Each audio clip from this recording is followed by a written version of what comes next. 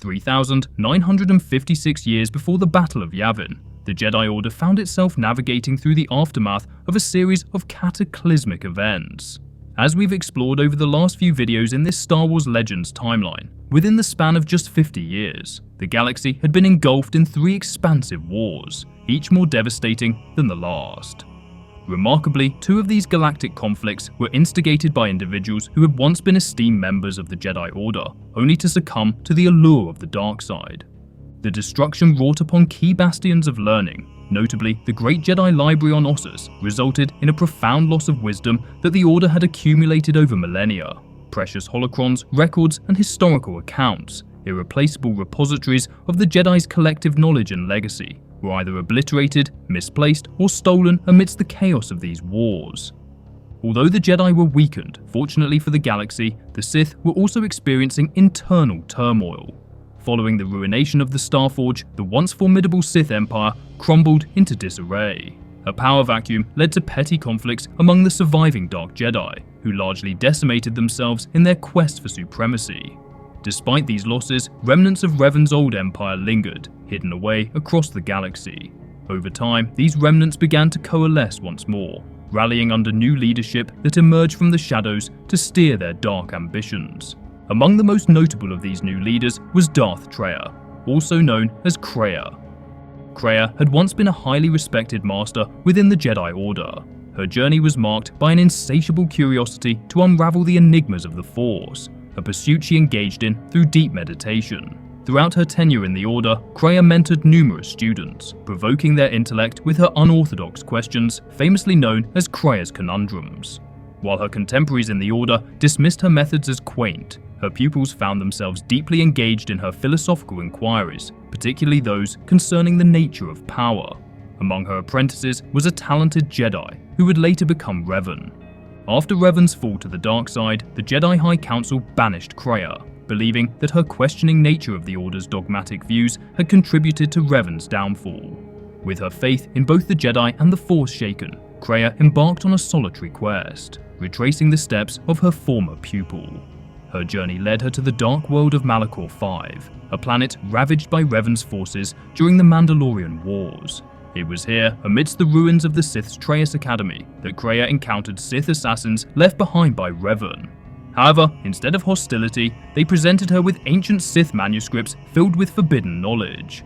The texts Kreia studied within the desolate halls of the Triumvirate Academy spoke of a reality that transcended the grasp of the sane.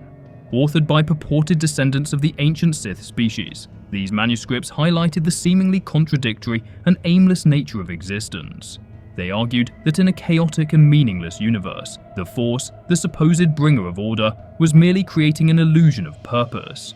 In essence, the Force, through its divine control, was manipulating sentience by crafting a deterministic illusion of destiny, thus toying with them through the endless conflict between the light and dark sides. This revelation, whether true or merely Sith manipulation, profoundly affected Kreia. It led her to fall to the dark side and take on the mantle of Darth Traya, the Lord of Betrayal. In time, Traya would come to despise the Force itself, believing that the only way to truly free the galaxy was to destroy the Force entirely. As Revan's former master, she commanded an immediate and unyielding loyalty from the remnants of his Sith Empire. The Sith troopers, once servants of Revan's dominion, now pledged their undying allegiance to Traya, recognizing her as their new Dark Lord. With the Academy as her base of operations, Traya initiated a dark crusade across the galaxy, seeking out individuals marked by profound wounds in the Force. Her first discovery was a figure enveloped in the purest form of darkness. This figure emerged from the ashes of the cataclysm that had obliterated Malachor V. Once a man of honor, with a life filled with friends, a wife, and children, the destruction of his planet left him bereft of everything he held dear. In the depths of his despair, amidst the ruin that Malachor's destruction wrought, he stumbled upon a dark epiphany. By siphoning the life force of other survivors, he could momentarily quell the unbearable grief that consumed him.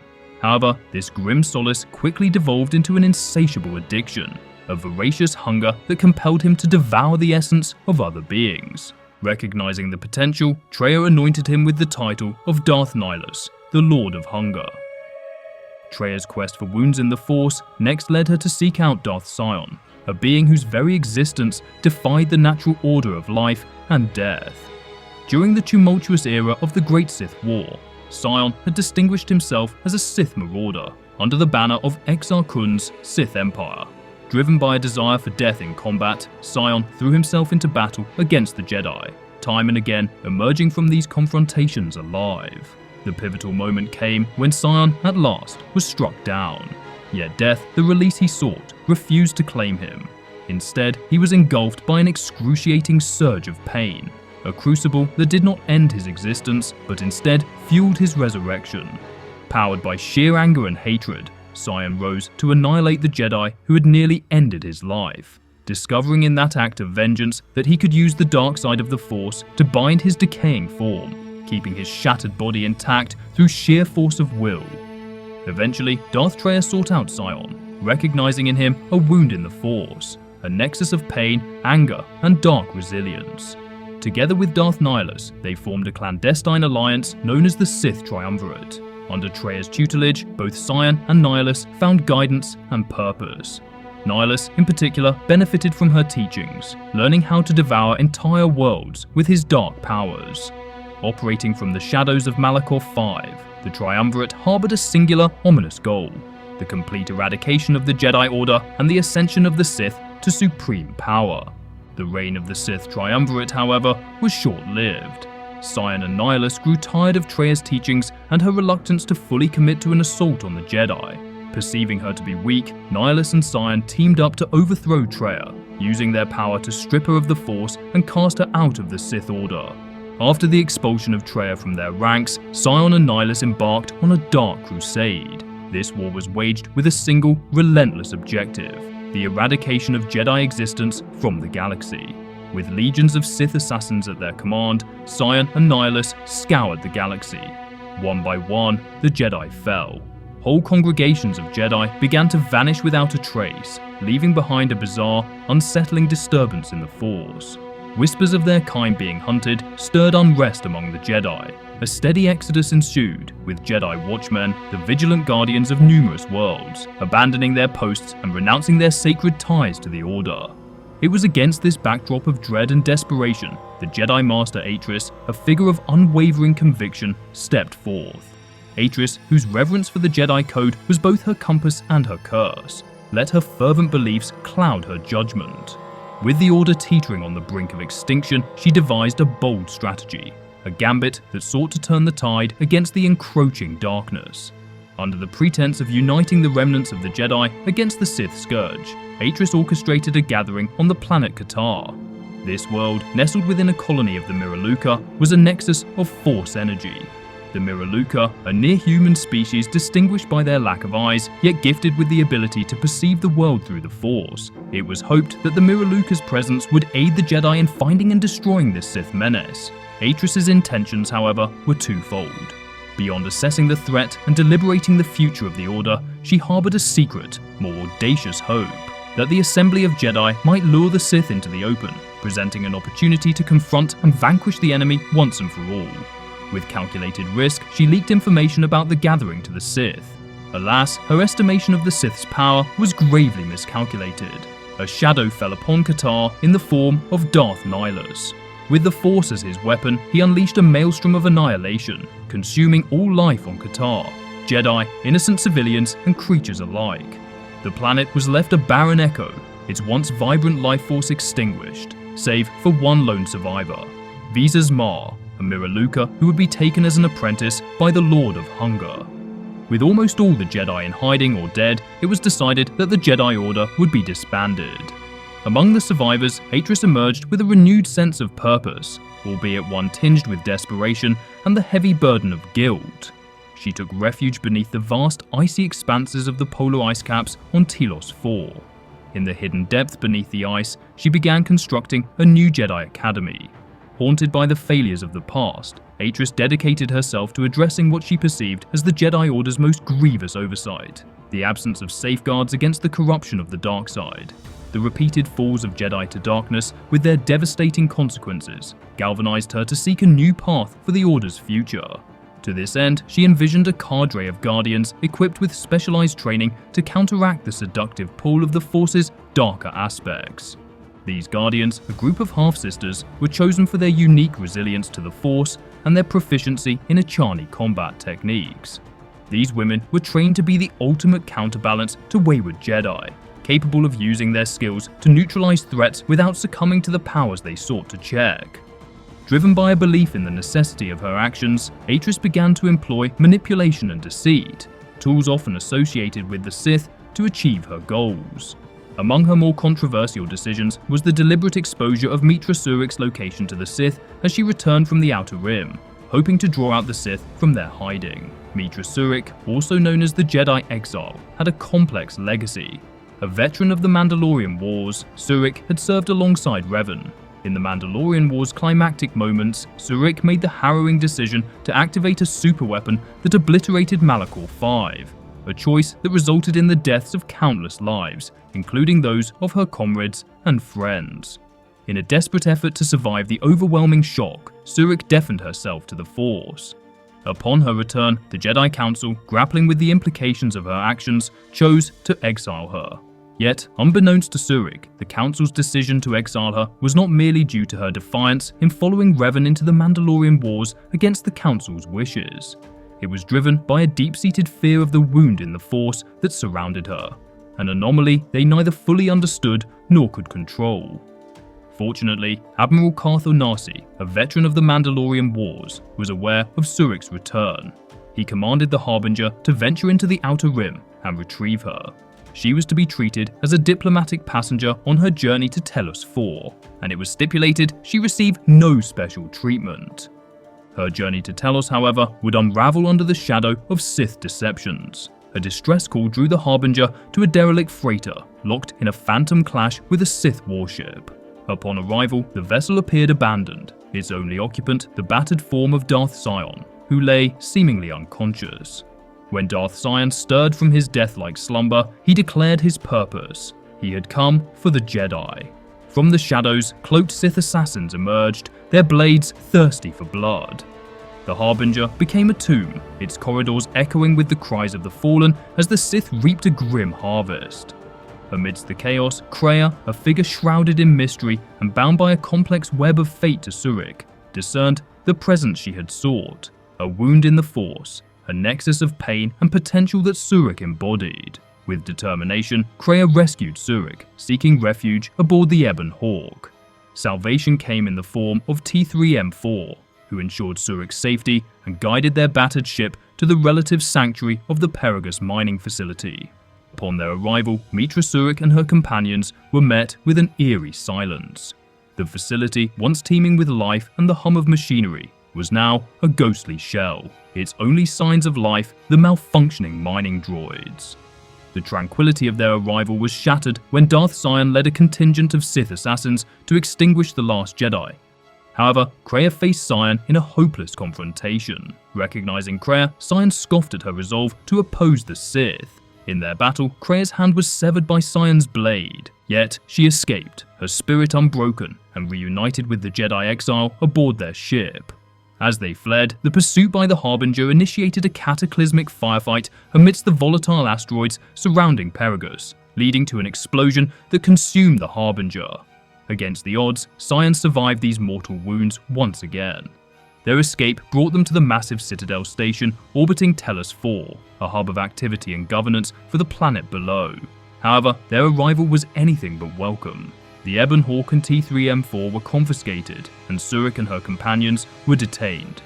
After escaping, they discovered that their ship had been relocated to the old planetary aqueducts within the polar region of Telos. It was there, amidst the cold and isolation, that Surik confronted Jedi Master Atris, the one who had been pivotal in her exile from the Jedi Order.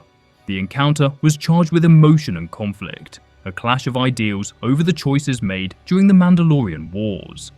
Despite the tension, Surik and her companions departed with the Ebon Hawk and T3M4, but not before the astute droid secured a valuable trove of information from Atris's database. This data included a recording of Surik's trial and the locations of the last remaining Jedi Masters hidden across the galaxy.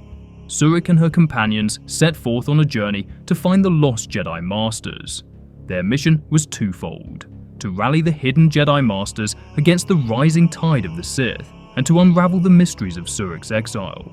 Amidst the unfolding saga, the spectre of Darth Nihilus loomed large. In a move to eliminate Surik, Nihilus dispatched his shadow hand, the Miraluka Visas Mar. Their encounter, however, took an unexpected turn. After a tense lightsaber duel, Surik, through her compassion and understanding, managed to redeem Mar. Accepting her into the crew, Surik offered Mar a chance at redemption and a new path as a Jedi Sentinel, guiding her in the principles of balance and justice.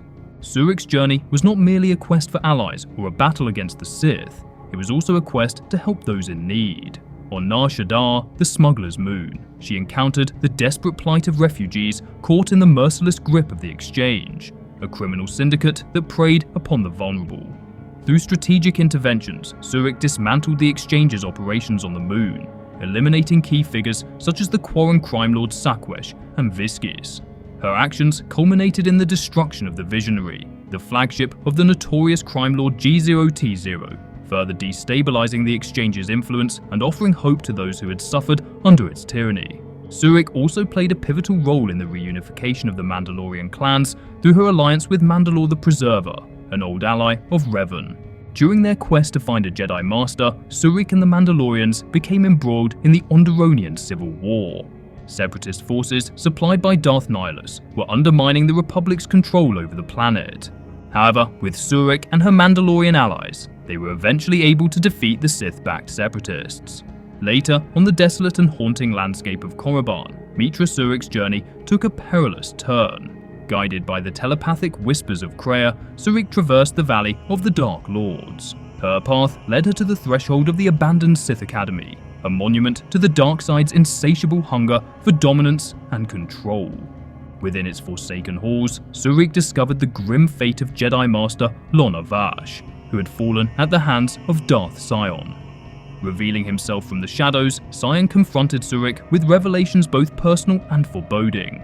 He spoke of his immersion in her past, claiming an intimate knowledge of the paths she had walked in exile, of her mentor Kreia, and of the profound scars left by the war on Malachor.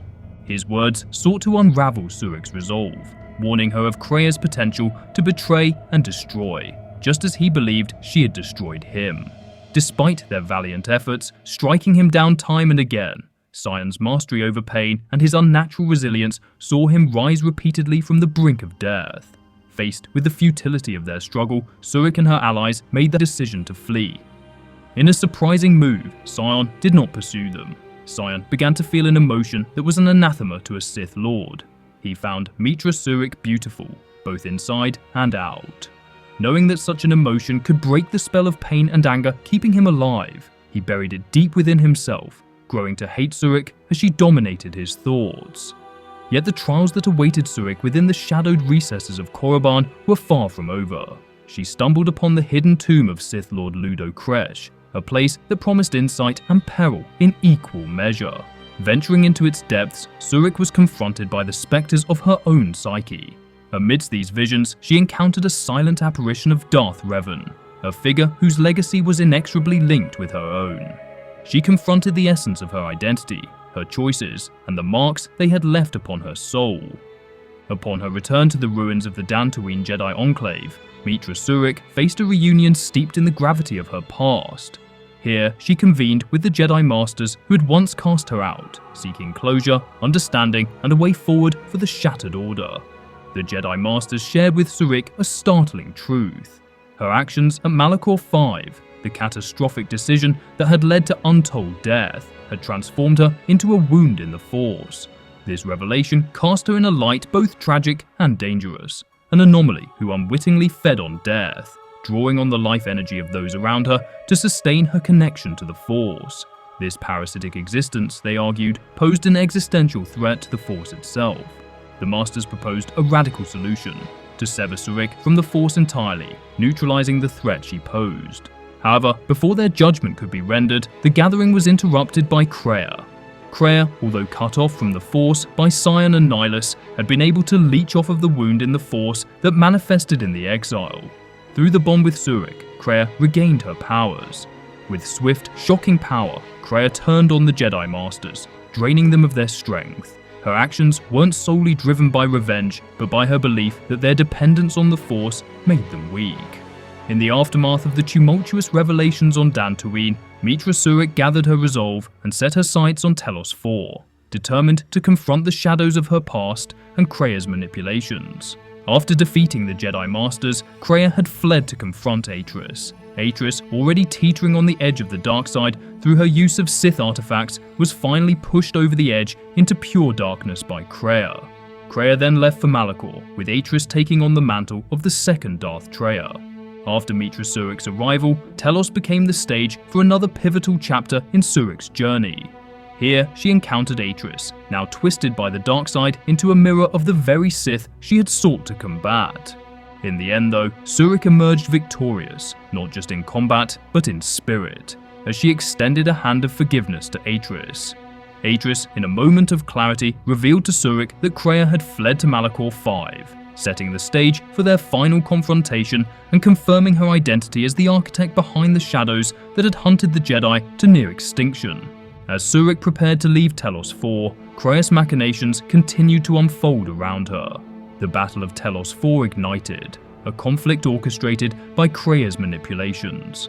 By leaking information about a Jedi presence on Telos 4, Kreia aimed to destroy Atris and draw Surik away from Malachor 5. The battle became a pivotal moment in the galactic struggle against the dark side. The climax of the battle saw our heroes confront the Lord of Hunger aboard his flagship to confront the Dark Lord himself.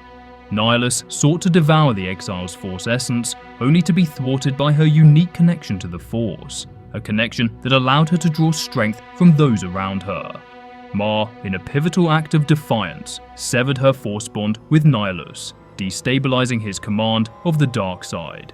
Weakened and vulnerable, Nihilus fell before the combined might of Surik, Mandalore, and Ma. As the final act of her intricate and shadow-laden plan unfolded, Darth Traya, Kreia reborn in her ancient mantle as the Dark Lady of the Sith, moved with deliberate intent within the depths of Malachor 5. This planet, a wound in the galaxy and a nexus of dark energy, served as the perfect backdrop for her reclamation of power. In the Trayus core, she encountered Darth Sion, the Lord of Pain. Sion, driven by a complex web of allegiance, hatred, and suffering, threatened Traya with death. Yet, Traya, ever the architect of fates, asserted her dominance and commanded him to prepare for the exile's arrival. Meetra Surik, guided by the Force, advanced through the twisted halls of the Trayus Academy.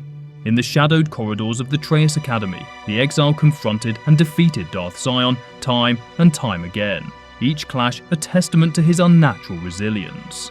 Yet, it was not her strength that ultimately overcame him, it was her compassion. The exile convinced the Lord of Pain to let go of his hatred, to finally embrace the death his shattered body had been denied for so long. In the end, Darth Sion succumbed, not to the blade, but to the woman he had grown to love, and he allowed himself to die. With Sion vanquished, the Jedi Exile's final confrontation loomed. Her former mentor, Kreia, now fully revealed as Darth Traya, awaited her in the Trayus core. The air was thick with tension as the exile approached, her heart heavy with both dread and hope. Despite everything Kreia had done, despite her betrayal, the Jedi Exile still held on to the belief that her old teacher could be saved. But Kreia would not allow it. Kreia revealed that the Exile's unique Force wound was the key to her ultimate goal, the annihilation of the Force itself. The duel that followed was fierce, though brief, and in a single stroke, the Jedi Exile severed both Kreia's last remaining hand and the Force bond that had connected them for so long. Enraged by the Exile's refusal to let go, Kreia continued the battle by animating 3 lightsabers with the Force, striking out with relentless ferocity. Left with no other option, the Jedi Exile defended herself and, at last, struck Kreia down. As she lay dying, Kreia offered one final revelation. She admitted that the Jedi Exile was greater than any pupil she had ever trained, greater even than Revan. With her final breaths, Kreia revealed to the Jedi Exile the location of Revan, the unknown regions where the true Sith awaited in the dark, preparing for a war that would eclipse anything the galaxy had ever known. And then, at last, Kreia was gone. shortly after Kreia's death, the Jedi Exile's loyal companion, Bodor, reactivated the mass shadow generator, a device that had once brought Malachor 5 to ruin. The planet began to shake violently as the reactivation destabilized the fragile world, threatening to tear it apart. With time running out, the Exile's crew swooped in to retrieve her, barely escaping the planet's surface as it collapsed into chaos. With Kreia's lessons still fresh in her mind and the weight of her journey behind her, the Jedi Exile returned to complete her retraining as a Jedi. But peace was fleeting. The Exile's faithful droid revealed that he had been carrying vital information all along, information regarding Revan's fate. Accompanied by T3, the Jedi Exile traveled to Coruscant to meet with Revan's wife, Bastila Shan. They watched a recording showing that Revan had been captured on a dead world once ruled by the Sith Empire, a planet entirely void of life and the Force itself. Worse still, the recording revealed that Revan's captor was Lord Scourge, a Sith of a long-forgotten race, thought to have perished after the Great Hyperspace War. The revelation was chilling. Not only was Revan a prisoner of this dark force, but an ancient Sith Empire lurked in the shadows, preparing for an assault on the Republic that would plunge the galaxy into another war. Trusting in the Exile's strength and resolve, Bastila entrusted her with Revan's mask, hoping it might restore Revan's fractured mind and lead him to freedom. With no time to waste, the Jedi Exile left her apprentices behind to rebuild the Jedi Order and set off for the Forsaken Planet where Revan had been captured. Join us next time as we explore the Exile's mission to free Revan, their doomed attempt to kill the Sith Emperor, and the true Sith Empire's brutal invasion of the Republic.